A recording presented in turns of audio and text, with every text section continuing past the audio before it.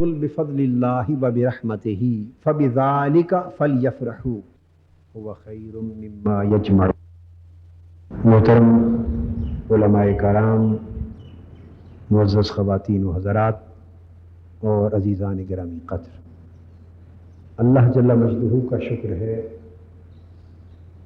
جس نے ہمیں میلاد مصطفیٰ صلی اللہ تعالیٰ علیہ وآلہ وسلم کی عظیم نعمت عطا فرمائی اور ہمیں توفیق بخشی کہ اللہ کی اس نعمت پر شکر بجا لائیں اور اللہ کی اس رحمت پر خوشیاں منائیں۔ قرآن مجید کی جو آیہ کریمہ میں نے تلاوت کی، اس کے حوالے سے آج ایک بات عرض کرنا چاہتا ہوں۔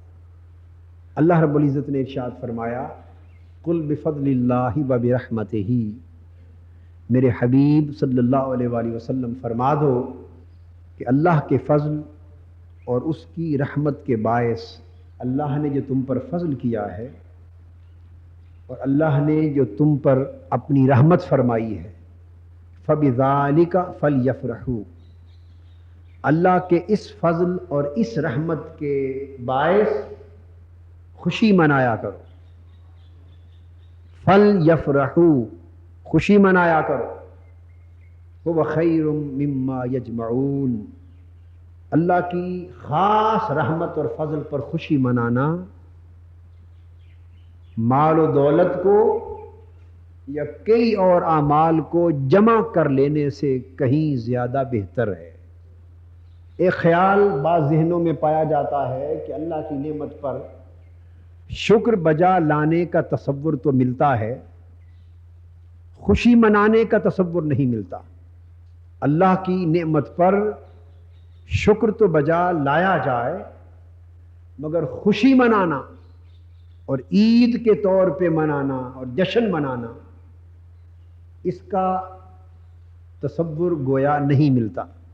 ایک تو میں چاہتا ہوں کہ اس مغالطے کو دور کر لیا جائے، اس نقطے کو سمجھ لیا جائے کہ اللہ پاک کی بارگاہ سے بعض امور پر شکر بجا لانے کا بھی حکم ہے اور بعض پر خوشی منانے کا بھی حکم ہے۔ یہ تصور غلط ہے کہ اسلام میں صرف شکر بجا لانے کا تصور ہے اور خوشی منانے کا تصور نہیں، یہ خیال غلط ہے۔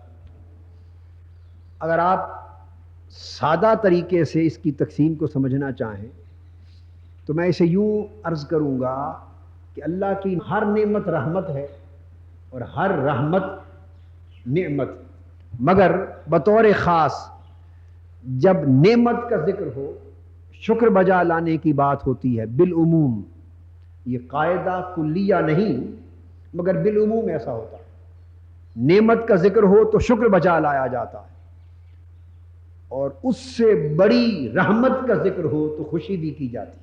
اس لیے نعمت کے باب میں فرمایا لئن شکرتم لازیدنکم اما بنعمت ربک فحدث، اگر تم اللہ کی نعمت پر شکر بجا لاؤ گے تو اللہ پاک تمہارے اوپر اپنی نعمت میں اضافہ فرما دے گا، وہ نعمت اور زیادہ کر دے گا۔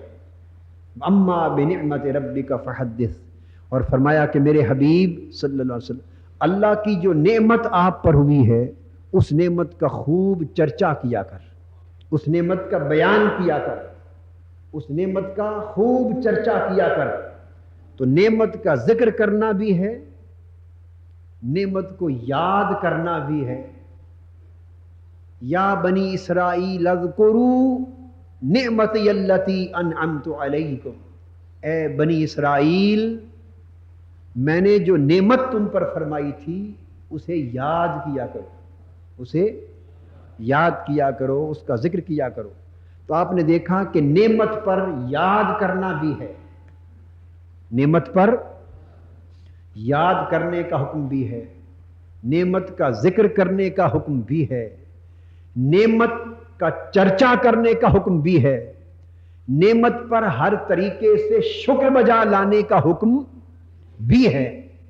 ہم انکار نہیں کرتے، یہ سارے طریقے قرآن مجید کے بیان کردہ ہیں، مگر ساتھ یہ بھی فرمایا قل بفضل اللہ وبرحمتہ فبذلک فلیفرحوا، نعمتوں کا چرچا بھی ہوتا ہے، بعض نعمتیں یاد کے لائق ہیں، بعض نعمتیں ذکر کے لائق ہیں، بعض نعمتیں شکر کے لائق ہیں، بعض نعمتیں چرچا کیے جانے کے لائق ہیں، مگر بعض نعمتیں ایسی بھی ہیں کہ جو ساری کائنات کی نعمتیں مل کر بھی اس ایک نعمت کا مقابلہ نہیں کر سکتی۔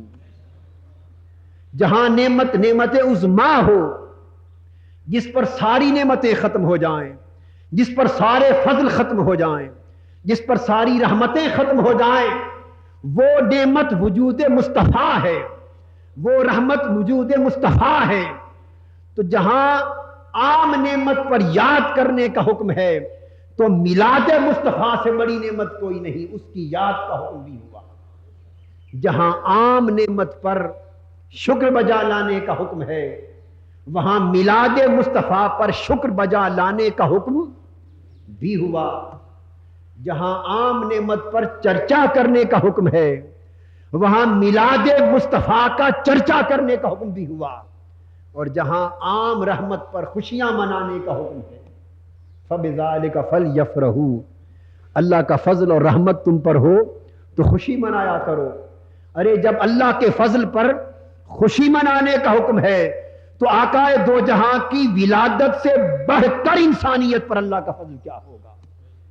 وَبِرَحْمَتِهِ فَبِذَلِكَ فَلْيَفْرَحُوا، اللہ کی رحمت پر خوشی منایا کرو۔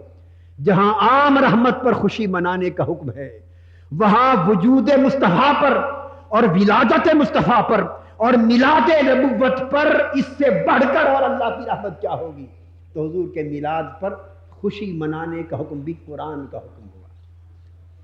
فرمایا کہ اللہ کی فضل اور اللہ کی رحمت پر خوشی منایا کرو۔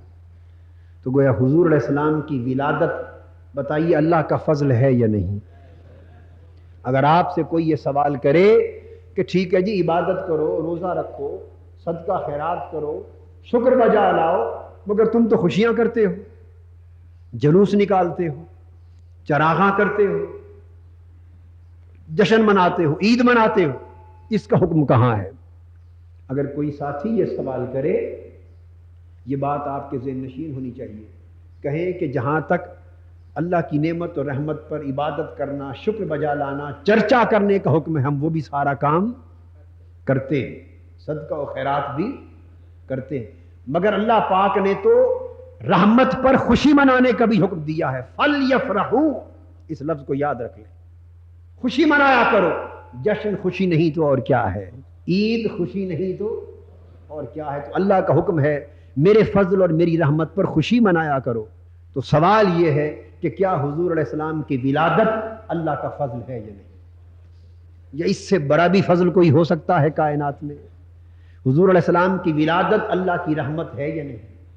حضور علیہ السلام کی ولادت اللہ کا احسان ہے یا نہیں؟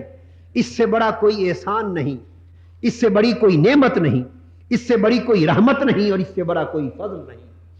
لہذا ساری خوشیاں ایک طرف اور میلاد مصطفیٰ کی خوشی ایک طرف۔ تو حضور علیہ السلام کی ولادت پر خوشی منانے کا حکم قرآن کا حکم ہوا۔ اب اگلی بات عرض کر دوں، کوئی آپ سے یہ کہے کہ آپ تو اس کو عید بھی کہتے ہیں کہ یہ عید میلاد النبی ہے، کیا؟ تو یہ کیسے ہوگا؟ عیدیں تو اسلام میں صرف دو ہیں، ایک عید الفطر اور ایک عید الاضحیٰ، دو عیدیں، دو عیدیں۔ یہ تیسری عید کہاں سے آ گئی؟ آئیے قرآن مجید میں ہے کہ جس روز اللہ کی نعمت نصیب ہو، اللہ کی، وہ یوم عید ہوتا ہے۔ قرآن مجید نے ایک اصول دے دیا ہے۔ آپ تو کہتے ہیں کہ صرف دو عیدیں ہیں، ہر جمعہ کا دن یوم عید ہے۔ اسلام میں ہر جمعہ کیا ہے؟ بولیے، یوم عید ہے۔ اس لیے جمعہ کے دن روزہ رکھنا منع ہے، جمعہ کے دن روزہ رکھنا حرام اور ناجائز نہیں، یعنی ناپسندیدہ ہے۔ اگر آدمی کو کوئی روزہ رکھنا ہو تو بہتر ہے جمعہ کے دن کے علاوہ کسی اور دن رکھے، جمعرات کو رکھے، ہفتے کو رکھے، مگر جمعہ کو نہ رکھنا بہتر ہے۔ تو کس دن روزہ نہیں رکھا جاتا؟ بولیے، عید کے دن نہیں رکھا۔ کس دن روزہ نہیں رکھا جاتا؟ تو جمعہ بھی عید، آپ تو دو کہتے ہیں، اسلام نے تو ہر ہفتے میں عید دی ہے، ہر ہفتے ایک عید ہے۔ ہاں اگر مسلسل روزے رکھتے چلے آ رہے ہوں نا مسلسل، تو جمعہ آ جائے تو پھر رکھ لینے میں کوئی حرج نہیں، مگر بطور خاص نہ رکھنا اس دن بہتر ہے کیونکہ عید کا دن ہے۔ تو میں یہ عرض کر رہا تھا، عید ایک تو عید وہ ہے جو قرآن کے اترنے سے عید بنی، عید الفطر رمضان المبارک کے ساتھ۔ ایک عید وہ ہے جو ابراہیم علیہ السلام کی قربانی اور ذبح کے باعث عید بنی، عید الاضحیٰ۔ اور میلاد النبی کی عید وہ ہے آقا دو جہاں کی ولادت کے سبب رمضان بھی ملا اور قرآن بھی ملا، اور سیدنا ابراہیم علیہ السلام نے جن کے باعث عید الاضحیٰ ملی وہ معلوم ہے کیا عرض کرتے ہیں اللہ کے حضور؟ فرماتے ہیں ربنا وجعلنا مسلمین لک ومن ذریتنا امتا مسلمتا لک وارنا مناسکنا وتب علینا انک انت التواب الرحیم۔ کعبہ پاک تعمیر کیا حضرت ابراہیم علیہ السلام اور حضرت اسماعیل علیہ السلام نے مل کر، وَإِذْ يَرْفَعُ إِبْرَاهِيمُ الْقَوَاعِدَ مِنَ الْبَيْتِ وَإِسْمَاعِيلُ رَبَّنَا تَقَبَّلْ مِنَّا إِنَّكَ أَنْتَ السَّمِيعُ الْعَلِيمُ۔ حضرت ابراہیم علیہ السلام اور حضرت اسماعیل علیہ السلام نے کعبہ تعمیر کیا، مزدوری کی۔ اسماعیل علیہ السلام گارا بنا کے دیتے، ابراہیم علیہ السلام اینٹیں لگا کے تعمیر کرتے۔ مقدس باپ اور مقدس بیٹا دونوں جب مزدوری کر چکے اور کعبہ اللہ کا گھر تعمیر کر چکے، اللہ کا گھر تعمیر کر چکے، ابھی اسی جگہ کعبۃ اللہ تعمیر کر کے کھڑے ہی تھے کہ اللہ سے اپنی مزدوری مانگی، اللہ سے اپنی بولیے مزدوری مانگی۔ مولا تیرا گھر تعمیر کیا ہے، مزدوری بھی تو دے، اجرت دے۔ اللہ پاک نے فرمایا کیا مانگتے ہو؟ عرض کیا مولا پہلے تو ہماری اس محنت اور مزدوری کو قبول فرما لے، ہماری محنت اور مزدوری کو قبول ہوگی تو مزدوری ملے گی، قبول ہوگی تو تبھی تو اجرت ملے گی، قبول فرما لے۔ قبول ہو گئی۔ اس کے بعد فرمایا ہمیں اپنے حضور جھکنے والا بنا دے، قبول ہو گئی۔ اور پھر معلوم ہے کیا عرض کیا؟ مولا ہماری نسل میں سے اپنے حضور جھکنے والی امت پیدا کر دے، امت مسلمۃ لک، امت مسلمہ ہماری نسل سے پیدا کر۔ یہ کیوں فرمایا؟ وجعلنا امت مسلمۃ لک وجعلنا من ذریتنا، ہماری ذریت اور ہماری نسل میں سے امت مسلمہ پیدا فرما۔ کیوں؟ کیونکہ اس وقت تک جو امت چلی آ رہی تھی وہ حضرت اسحاق علیہ السلام کی اولاد سے چلی آ رہی تھی۔ ابراہیم علیہ السلام کے یاد رکھ لیں دو بیٹے تھے، کتنے؟ حضرت اسحاق علیہ السلام اور حضرت اسماعیل علیہ السلام۔ یہ جو پورا زمانہ بیتا عیسیٰ علیہ السلام تک، حضرت اسماعیل علیہ السلام کی نسل میں سے کوئی نبی نہ آیا۔ سو اسماعیل علیہ السلام کی نسل میں سے جب نبی کوئی نہ آیا تو کوئی امت نہ بنی جو ان کے نام سے موسوم ہو۔ اور حضرت اسحاق علیہ السلام کی اولاد میں سے حضرت یعقوب ہوئے، ان کے بیٹے حضرت یوسف ہوئے علیہ السلام، پھر انہی کی اولاد میں سے حضرت داؤد اور حضرت سلیمان ہوئے، انہی کی اولاد میں سے حضرت موسیٰ ہوئے، انہی کی اولاد میں سے حضرت زکریا ہوئے، حضرت یحییٰ ہوئے، اسی خاندان میں سے حتیٰ کہ حضرت عیسیٰ علیہ السلام ہوئے۔ ساری امتیں حضرت اسحاق کی اولاد سے ہوئیں اور حضرت اسماعیل علیہ السلام کی اولاد سے امت نہ ہوئی۔ اب انہوں نے دعا کی تھی کعبۃ اللہ تعمیر کرتے وقت، مولا دونوں نے باپ بیٹے نے، اگر تو حضرت ابراہیم علیہ السلام تنہا دعا کرتے تو حضرت عیسیٰ علیہ السلام تک کی جو امت تھی وہ حضرت ابراہیم کی بھی تھی نا، تو وہ بھی تو انہی کے بیٹے کی اولاد تھی۔ تو پھر بنی اسرائیل بھی حضرت ابراہیم کی تحت امت تھی، حضرت ابراہیم کی اولاد میں سے تھی، مگر اس دعا میں حضرت اسماعیل ساتھ کھڑے ہیں، حضرت اسحاق نہیں کھڑے. یہ نکتہ سمجھنے والا ہے. جب کعبہ تعمیر کر کے مزدوری مانگی اس وقت ساتھ حضرت اسحاق علیہ السلام نہیں بلکہ حضرت اسماعیل علیہ السلام ہے. حضرت ابراہیم اور اسماعیل علیہ السلام دونوں کے ہاتھ اٹھے اور دونوں عرض کر رہے ہیں مولا ہماری اولاد میں سے وہ امت مسلمہ بھیج. مطلب یہ ہوا کہ حضرت اسحاق کی نسل بنی اسرائیل کی بات نہیں ہو رہی، کسی اور امت کی بات ہو رہی ہے جو ابھی تک نہیں آئی. کسی اور امت کی بات ہو رہی ہے جو ابھی تک نہیں آئی. ہماری نسل میں سے امت بھیج. کون سی امت؟ ربنا وابعث فیہم رسولا، مولا وہ امت بھیج جس امت کے لیے مصطفیٰ مبعوث کیا جائے گا. وہ امت مسلمہ بھیج جس کا سرتاج تاجدار کائنات ہوگا.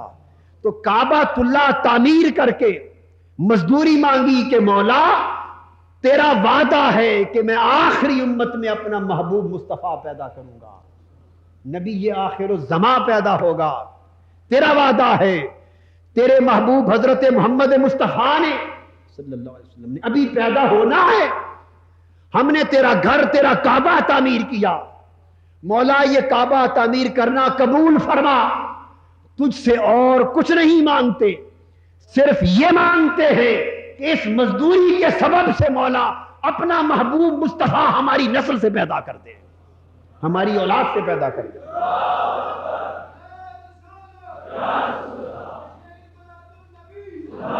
آقا دو جہاں کو، تاجدار کائنات کو، نبی آخر الزمان کو، وجہ تخلیق کائنات کو، بزم رونق بزم کائنات کو، وجہ بعثت انبیاء کو، وجہ تخلیق امم کو، وجہ حشر و نشر کو، وجہ ارسال نبوت کو، مولا جو کچھ نظام بنایا ہے تو نے نبی بھیجے، رسول بھیجے، زمین بنائی، زمین پہ کعبہ بنایا، امتیں بنائی، سب کچھ اس لیے بنایا کہ بالآخر تیرا محبوب مصطفیٰ آ جائے.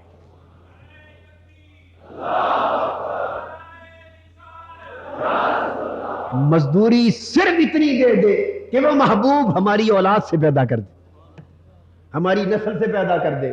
کیوں یہ شوق کیوں پیدا ہوا؟ صرف اس لیے کہ ہم تیرے محبوب کے جد کہلا سکے. ہائے ہائے ہائے ہائے ہائے ہائے، ہم تیرے محبوب کے جد کہلا سکے. اوروں کا طریقہ یہ ہوتا ہے کہ بیٹے کو باپ والے نسب پر فخر ہوتا ہے. اولاد نسب پہ فخر کرتی ہے کہ میں فلاں کا بیٹا ہوں. کیا بولیے نا، فلاں کا بیٹا ہوں، اس پر فخر کرتے ہیں. اور مولا ہم فخر کریں گے کہ ہم فلاں کے باپ ہیں. ہائے ہائے ہائے، ہم فلاں کے جد ہیں. ہمیں تو اتنی مزدوری چاہیے، اتنی مزدوری دے دی. اللہ پاک نے وعدہ فرما لیا. تو حضور علیہ السلام کی اپنی نسل میں ولادت کی دعا کی. ارے وہ ولادت کتنی بڑی عید ہوگی. حضرت ابراہیم علیہ السلام اسماعیل علیہ السلام کو ذبح کریں، وہ یادگار عید بن جائے، اور جن کی ولادت کی خاطر سب کچھ ہوتا رہا ان کی آمد عید نہ بنے، ان کی آمد عید نہ بنے. یہ کیسی بات ہے.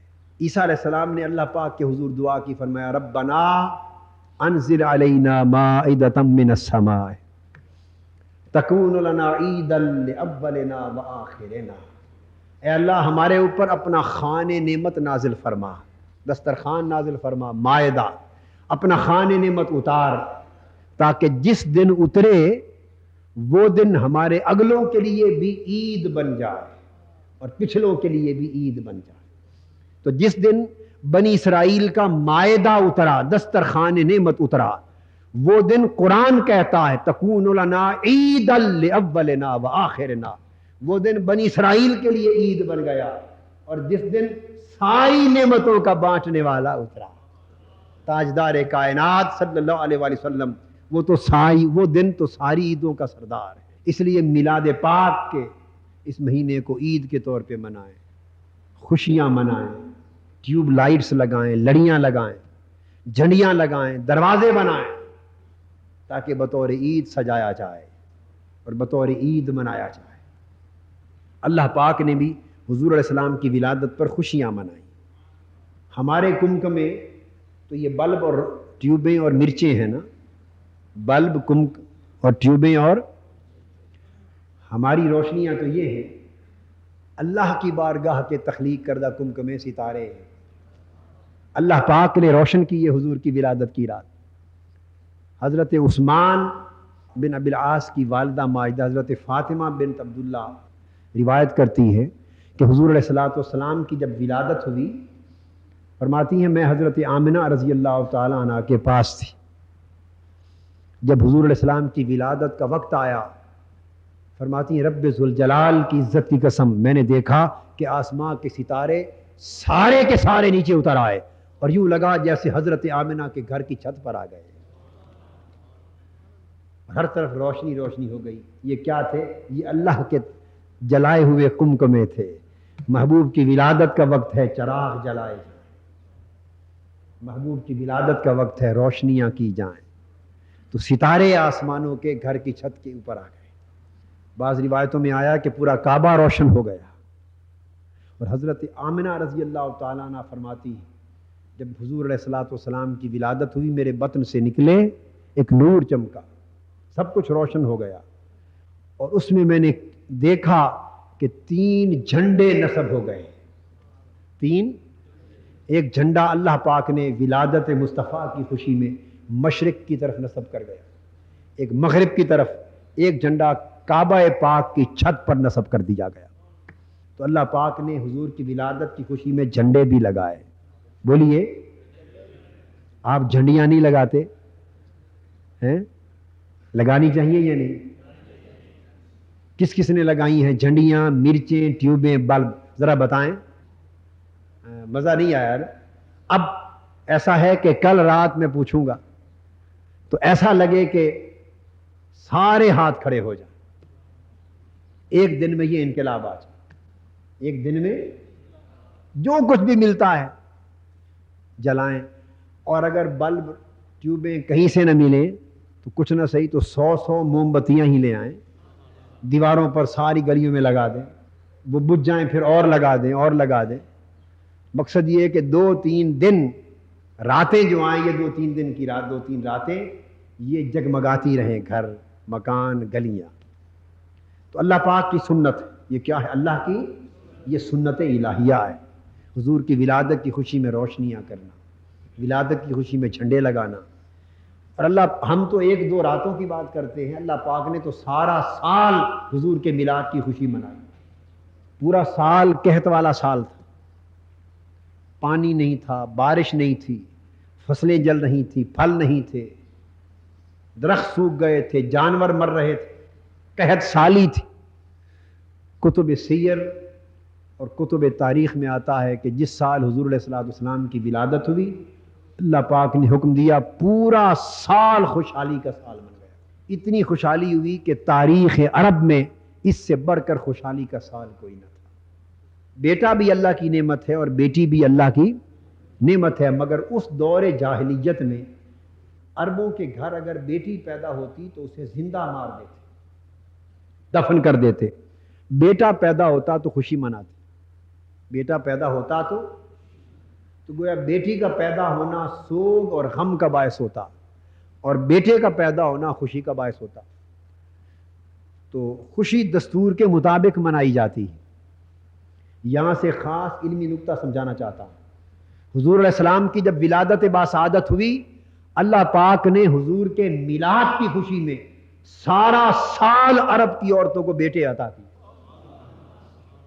سارا سال عرب کی عورتوں کو، ہم آپ لڈو بانٹتے ہیں، اللہ نے بیٹے عطا کیے، بیٹے بانٹے۔ ہر گھر جس عورت کا بچہ ہوا بیٹا ہوا۔ اب یہاں ایک اعتراض ہو سکتا ہے کہ جی بیٹی بھی تو اللہ کی نعمت ہے، تو بیٹا دینے میں کیا خوشی ہوئی؟ کیا اللہ پاک فرق کرتا ہے بیٹی اور بیٹے میں؟ نہیں، اس کا جواب دینا چاہتا ہوں۔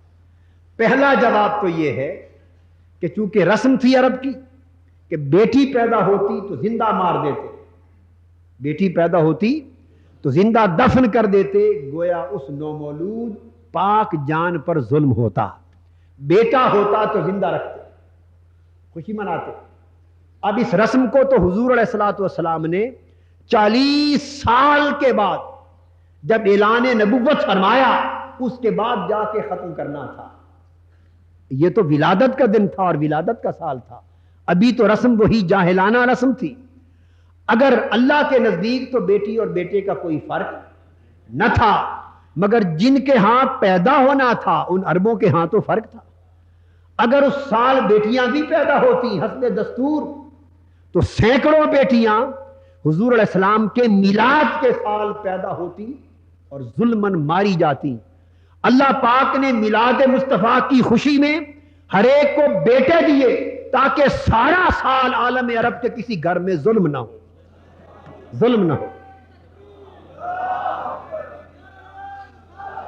کوئی معصوم جان ظلماً ماری نہ جائے. اللہ کے ہاں فرق نہ تھا، مگر بیٹی پیدا فرماتا تو جان سے ماری جاتی، گھر گھر ظلم ہوتا.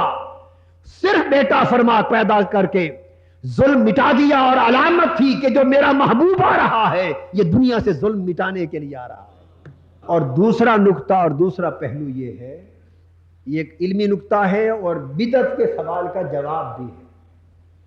بدعت کے سوال کا یہ ایک نیا نقطہ ہے جو پہلے بیان نہیں کیا، نیا نقطہ ہے. بدعت کے سوال کا جواب بھی وہ یہ کہ بیٹی بھی اللہ کی نعمت، بیٹا بھی اللہ کی نعمت، مقصود ہے خوشی منانا. تو وہ کیا خوشی جو زمانے میں خوشی جانی نہ جائے. ہم خوشی منائیں مگر زمانے اور دستور کے مطابق اسے خوشی تصور ہی نہ کیا جائے تو وہ خوشی منانے کا مزہ. خوشی دستور کے مطابق منائی جاتی ہے بشرطے کہ ممنوع اور حرام چیز نہ ہو. خوشی حسب دستور ہوتی کہ لوگ بھی سمجھے کہ ہاں خوشی منائی جا رہی ہے. نعمت اگر بیٹیاں پیدا ہوتی تو اس میں خوشی کا کوئی تصور دستور عرب کے مطابق نہ ہوتا. عرب لوگ اپنے دستور کے مطابق صرف بیٹا پیدا ہونے پر خوش ہوتے. تو مولا نے فرمایا محبوب کے میلاد کی خوشی ہے. میرے نزدیک تو بیٹا بیٹی دونوں برابر ہیں، مگر محبوب کے میلاد کی خوشی دستور عرب کے مطابق منائی جائے، دستور کے مطابق منائی جائے. سو ہر ایک کو بیٹا ملے گا تو دستور کے مطابق خوشی ہوگی. تو اللہ نے بھی حضور کے میلاد کی خوشی مناتے ہوئے دستور کا خیال رکھا، رسم کا خیال رکھا. جس طرح ولادت مصطفیٰ کی خوشی منانے میں اللہ نے عربوں کے زمانے کے رواج کا خیال رکھا، اس طرح ہم جب حضور کے میلاد کی خوشی مناتے ہیں اپنے زمانے کے رواج کا خیال رکھتے ہیں. اوروں کی خوشی میں جلوس نکالے جائیں اور میلاد مصطفیٰ کی خوشی میں جلوس نہ نکلے تو بات پھبتی نہیں. اوروں کی خوشی میں جلوس نکلے، حضور کے میلاد کی خوشی ہو تو کہیں جلوس نہیں ہونا چاہیے، تو خوشی حسب دستور نہ ہوگی. سو دستور کا تقاضا ہے کہ اوروں کی خوشی میں چھوٹا جلوس نکلے مگر مصطفیٰ کے میلاد کی خوشی میں بڑا جلوس، گھر گھر سے جلوس نکلے، گلی گلی جلوس نکلے. اوروں کی خوشی میں تھوڑا چراغاں ہو، میلاد مصطفیٰ کی خوشی میں زیادہ چراغاں ہو. اوروں کی خوشی میں تھوڑی محفلیں سجائی جائیں، میلاد مصطفیٰ کی خوشی میں بڑی بزمیں سجائی جائیں. تو حسب دستور ہونا اس کو بدعت نہیں کہتے، سنت الہیہ کہتے. ارے یہ اللہ کی سنت ہے، اس کو بدعت کہہ رہے؟ اللہ کی سنت. چراغاں کرنا، ستاروں کو نیچے بھیجنا چراغاں کی سنت الہیہ ہے. جھنڈے نصب کرنا جھنڈیوں کے لیے سنت الہیہ ہے. نعمتیں بیٹے بانٹنا تقسیم خیرات کے لیے اللہ کی سنت ہے. اور ہر طرف خوشحالی کر دینا، آبادی کر دینا، ہر سمت زمین کو سجا دینا سنت الہیہ ہے. اور ہر طریق پر ملائکہ آ گئے، پرندے آ گئے. کل رات میں بیان کروں گا، جنت سے پرندے بھیجے گئے، جنت سے پرندے بھیجے گئے. سو میں تو یہ کہتا ہوں اس حکم کو، جنت سے پرندوں کا آنا، اس کو آپ لوگ خوشی میں بعض اوقات کبوتر بھی چھوڑتے ہیں نا. میں دیکھتا ہوں کئی بار ہمارے جلسے جلوس ہوتے ہیں، پاکستان عوامی تحریک کے جلسے ہوتے ہیں، مختلف دورے کرتا ہوں، بڑے بڑے جلوس ہوتے ہیں. اس علاقے کے لوگ استقبال میں خوشی میں کبوتر لا کر چھوڑتے ہیں. اور کئی جگہ دیکھتا ہوں کہ غبارے ملا کر اکٹھے، یہ خوشی کے اظہار کے طریقے ہیں، ان میں کچھ بدعت نام کی کوئی چیز، یہ بلا وجہ بدعت کا ٹیکا انجیکشن بعضوں کے ہاتھ میں جہاں دیکھا لگا دیا، ہر جگہ بدعت گھسیڑ دی۔ بدعت ایسی چیز کو، بدعت یاد رکھ لیں تب بنتی ہے اگر اسے عین دین اور واجبات دین میں سے سمجھا جائے، عین دین اور واجبات دین میں سے سمجھا جائے تو بدعت، اور اگر واجبات دین میں سے نہ سمجھیں، حسب دستور خوشی سمجھیں، مستحبات میں سے سمجھیں، مستحسنات میں سے سمجھیں، مباحات میں سے سمجھیں، نہ کرنے کو گناہ نہ سمجھیں مگر کرنا بڑی خوش بختی سمجھیں، یہ بدعت نہیں ہوتی۔ تو غبارے اور کبوتر چھوڑتے ہیں، تو مجھے اس سے خیال آ گیا کہ میلاد پاک کی خوشی ہے، غبارے بھی چھوڑیں، غبارے بھی، کبوتر بھی چھوڑیں۔ کوئی یہ کہے گا دیکھو جی نیا کام شروع کر دیا، اس کا ثبوت کیا ہے؟ کہ یہ بھائی قادری صاحب سے جا پوچھ، ہمیں تو انہوں نے کہا کہ حضور کے میلاد کی خوشی میں غبارے بھی چھوڑو، کبوتر بھی چھوڑو، جھنڈیاں بھی لگاؤ، چراغ بھی جلاؤ، کمکمے بھی چلاؤ۔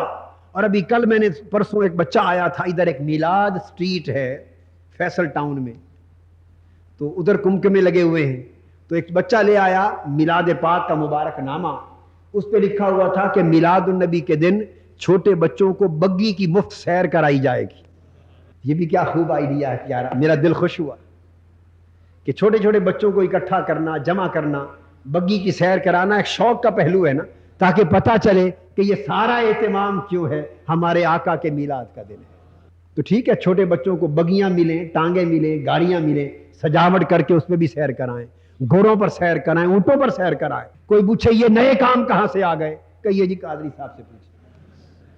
ایک رسالہ چھپا تھا، رسالہ، اس رسالے میں کسی نے میرا لقب لکھا تھا موجد بدعات۔ کیا؟ یہ بدعتوں کا ایجاد کرنے والا ہے، اور بدعت کرنے والا جہنمی ہوتا ہے۔ ارے حضور کی خوشی میں ایسے تصورات کے ایجاد کرنے سے جہنم ملتی ہے تو اس کو بھی چومتے ہیں۔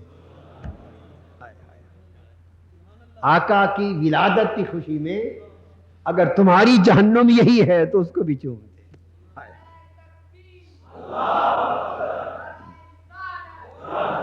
یہ بدعت نہیں ہے، یہ بدعت کے تصور سے ظلم ہے۔ میلاد النبی کی شرعی حیثیت کتاب کو پڑھیں تاکہ آپ کو تصور معلوم ہو سکے۔ اگر یہ چیزیں بدعت ہیں تو بادشاہ اور علاقوں کے، ملکوں کے صدر فوت ہوتے ہیں، ان کی میت پر پھول چڑھائے جاتے ہیں۔ ارے اپنے مدرسوں کے سرکاری چندوں کے بند ہونے کے ڈر سے میت کے جلوس بھی جائز ہو گئے، اور میرے مصطفیٰ کے میلاد کے جلوس ناجائز ہو جائیں، آقا کے میلاد کی گلپاشیاں ناجائز ہو جائیں، آقا کے میلاد کی خوشیاں ناجائز ہو جائیں۔ ارے درنگی چھوڑ دے، یک رنگ ہو جا، سراسر موم یا پھر سنگ ہو جا۔ اگر یہ بدعت ہے تو وہ بڑی بدعت ہے، وہ کیوں کرتے ہیں؟ حضرت سلطان عارفین سلطان بہو رحمۃ اللہ علیہ فرماتے ہیں جتھے ملے چنگا چوکھا پڑھ دے کلام سوائی، جہاں کچھ مل جائے وہاں سب کچھ جائز۔ یعنی اگر تو اپنا مفاد ہو جسے حرام سمجھے وہ بھی حلال بن جائے، اور اپنا مفاد نہ ہو تو حلال بھی حرام بن جائے۔ خود بدلتے نہیں قرآن کو بدل دیتے، کس قدر ہے فقیہان حرم بے توفیق، خود بدلتے نہیں قرآن کو بدل دیتے۔ ہم تو اس کو بھی ناجائز نہیں سمجھتے، کسی سربراہ یا کسی لیڈر کی میت پر پھول چڑھانا، اس میت کا جلوس ہونا، وقار سے دفن کرنا، توپوں کی سلامی دینا، اگر کوئی اس کا صحیح مستحق اور حقدار ہو ہم اسے بھی ناجائز نہیں سمجھتے۔ تو جب یہ ناجائز نہیں کہتے تو حضور کے میلاد پاک تو کائنات کی ساری خوشیوں سے بڑی خوشیوں کی حقدار ہے۔ میں امید کرتا ہوں کہ آپ میلاد پاک کی خوشیوں اور میلاد پاک کے جشن کا حق ادا کرنے کی کوشش کریں گے۔ اللہ پاک ہمیں میلاد النبی صلی اللہ علیہ وسلم کی برکتوں سے مالا مال فرمائے۔ وما علینا الا البلاغ۔